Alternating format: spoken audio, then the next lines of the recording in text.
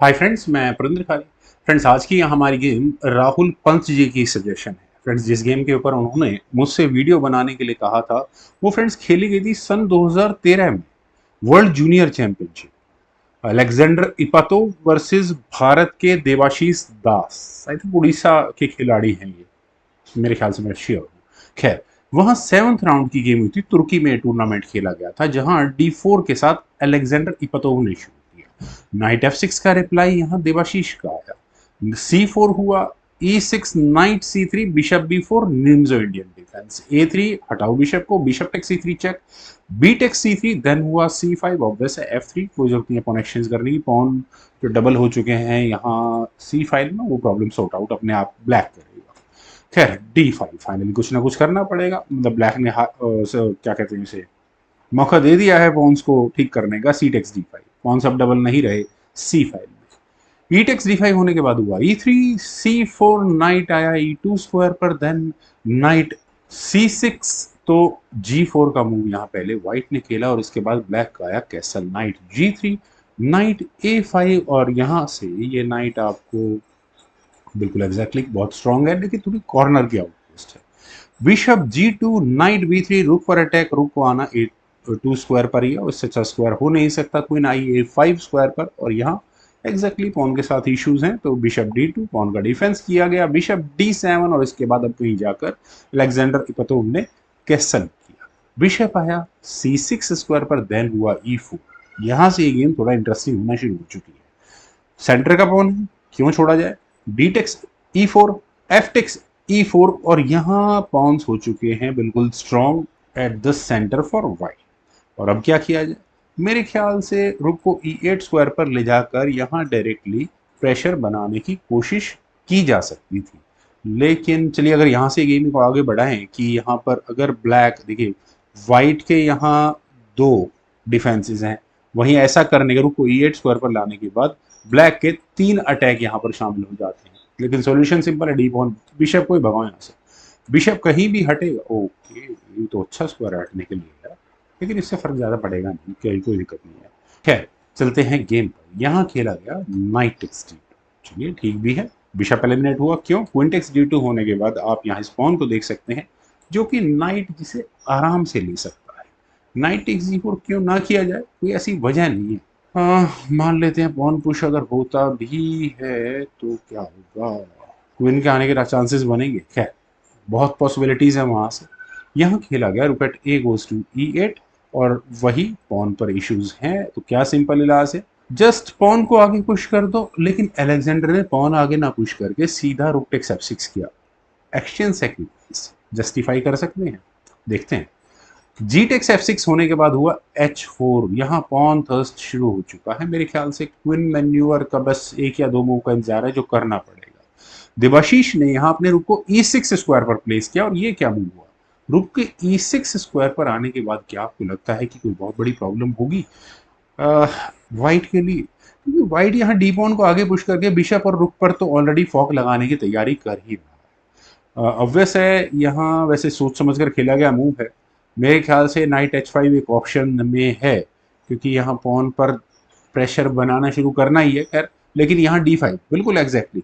लेकिन ऐसा करने के बाद यहाँ देवाशीष को मौका मिला सबसे पहले रुक को D6 स्क्वायर पर ले जाकर यहाँ पॉन को ही पिन करने का, क्योंकि इनके सामने आ चुका है। तो पहले क्वीन को हटाना होगा, और जो लोग सोच रहे हैं कि यहाँ क्वीन F4 स्क्वायर पर जाकर रुक पर अटैक बना सकती है और उसके बाद बिशप को लिया जा सकता है, तो उन्हें यहाँ ये चेक जरूर देखनी चाहिए। जो क्वीन से आएगी, रुक पर डिफेंस हो चुका होगा, उसके बाद बिशप को जहां चाहे वहां हटाया जा सकता है। खैर, कीप इट सिंपल। यहाँ अलेक्जेंडर ने अपनी क्वीन को लिया H6 स्क्वायर पर, और यहाँ से अब किस तरह से ये गेम आगे बढ़ने वाली है, कुछ इस तरह के चेकमेटिंग थ्रेट्स आने वाले हैं। क्वीन C5 चेक जो मूव था वो खेला गया। रुक आया F2 स्क्वायर पर, देन हुआ F5, और डिस्कवर्ड अटैक बना यहाँ वापस क्वीन पर। तो क्वीन का आना बेकार रहा, क्वीन को हटाना पड़ेगा F4 स्क्वायर पर। नाइट को आने का बेचारे को मौका ही नहीं मिल पाया। बिशप अब यहाँ ब्लैक ने हटा लिया है D7 स्क्वायर पर, ई टेक्स F5। और फ्रेंड्स, ये तीन कनेक्टेड पॉन्स ब्लैक के कैसल स्ट्रक्चर के सामने आकर खड़े हो चुके हैं। आने वाले समय में दिक्कत तो आएगी। खैर, फिलहाल क्या करना चाहिए फॉर ब्लैक। मेरे ख्याल से नाइट क्या थ्रेट दे रहा है ये आप सब लोगों को यहाँ पर ज़रूर नज़र आ गया होगा। फॉक लगने की तैयारी, तो ब्लैक के लिए मान लेते हैं कि रुक B6 जैसा मूव खेला भी गया, नाइट D4 तो फिर भी आएगा और उसके बाद कुछ चेक देने के चांसेस बनेंगे। कैसे बनेंगे?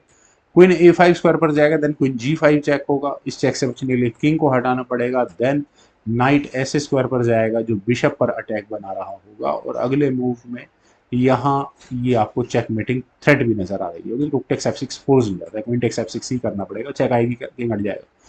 फिर फ्रेंड्स चलते हैं एक्चुअल गेम पर। तो रुक को हटाना कोई बहुत फ्रूटफुल मूव यहाँ पर नहीं है एटलीस्ट। तो यहाँ ब्लैक ने डिसाइड किया कि देखा जाएगा, लगाने देते हैं जो अलेक्जेंडर को अटैक लगाना है, मैं अपने रुक को E8 स्क्वायर पर ले जाता हूँ, ताकि अगर यहाँ ये नाइट आने की कोशिश करेगा तो ठीक है, एक्शन सेक्रीफाइस मैं भी दे दूंगा। नाइट E4 मुझे नजर आ रहा है, लेकिन रुक टेक्स E4 यही तैयारी थी यहाँ पर ब्लैक की, लेकिन यहाँ पहले खेला गया F6, और फ्रेंड्स ये है चेकमेटिंग थ्रेट। अब प्रॉब्लम कुछ और हो चुकी है, यहाँ सीधा सीधा चेकमेटिंग थ्रेट है। देवाशीष कुछ चेक्स तो दे रहे हैं, लेकिन वो फ्रूटफुल कितनी होंगी ये देखने वाली बात होगी। एग्जैक्टली अगर इस पॉइंट पर रुक E1 चेक किया जाएगा तो किंग चला जाएगा H2 स्क्वायर पर, और उसके बाद क्या किया जा सकता है? रुक, लेकिन चेकमेटिंग थ्रेट, ओके हाँ, अभी यहाँ क्वीन के चांसेस कितने बनते हैं वापस जाने के? मान लो क्वीन G5 चेक हुआ, अभी किंग F8 स्क्वायर पर चला जाएगा, और उसके बाद वैसे ही गेम खराब हो जाएगी, चेकमेट तक आराम से पहुंच जाएगी। चलते हैं गेम पर। यहाँ तो रुक से चेक देना भी खतरनाक हुआ।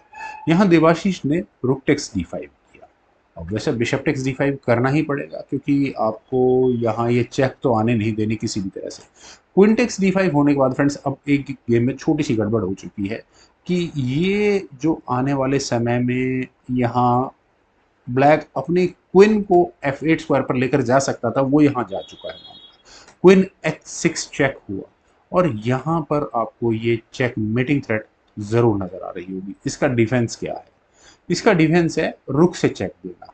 कुछ चांसेस बनते हैं अगर यहाँ से गेम आगे बढ़ती है तो, क्योंकि यहाँ से अगर हम गेम को आगे बढ़ाते हैं तो रुक सॉरी किंग H2, किंग को हटाना पड़ेगा, और उसके बाद रुक से आएगी चेक H1 स्क्वायर पर ले जाकर, कह सकते हैं रुक सेक्रीफाइस है ये, और कुछ नहीं। नाइट टेक्स H1 होने के बाद क्वीन से एक और चेक दी जा सकती है, नाइट वापस बीच में लग जाएगा, और उसके बाद चेकमेटिंग थ्रेट टाली जा सकती है। लेकिन एक कंप्लीट रुक एक्स्ट्रा होने का खामियाजा या फिर यहाँ ब्लैक को भुगतना होगा। लेकिन अभी फिलहाल जो कुछ यहाँ देवाशीष ने किया, उससे तो गेम वैसे ही खत्म हो गई। उन्होंने यहाँ क्वीन D1 चेक किया, और फ्रेंड्स शायद वे कहीं ना कहीं सोच रहे होंगे कि रुक को बीच में लगाया जाए, क्योंकि रुक के बीच में लगने के बाद आपको यहाँ क्वीन टेक्स G4 का मूव नजर आ गया होगा, जो चेकमेट को बचाने के लिए काफी रहेगा। लेकिन यहाँ अलेक्जेंडर पिपतोव ने नाइट F1 किया, और यहाँ इस मूव के बाद फाइनली देवाशीष ने रिजाइन कर दिया, क्योंकि जो स्ट्रेटेजी देवाशीष की थी वो वर्क करने नहीं वाली। क्वीन टेक्स G4 किसी काम का मूव नहीं रहेगा, क्योंकि व्हाइट अपने रुक को G2 स्क्वायर पर लेकर आ जाएगा, and that would be it, I think so. थोड़ा गेम को आगे भी बढ़ा लें तो रुक E4 कर लेते हैं, ये कम से कम चेक मेट तो टाली जा सके, लेकिन वो भी नहीं टली। वेल फ्रेंड्स, काफ़ी अच्छी गेम थी, मुझे उम्मीद है आप सभी लोगों को भी जरूर पसंद आई होगी। आप लोग वीडियो को लाइक करें, शेयर करें, और मेरे यूट्यूब चैनल को भी सब्सक्राइब जरूर करें। आपके कमेंट्स का मुझे बेहद इंतजार रहेगा। Thank you for watching, bye for now.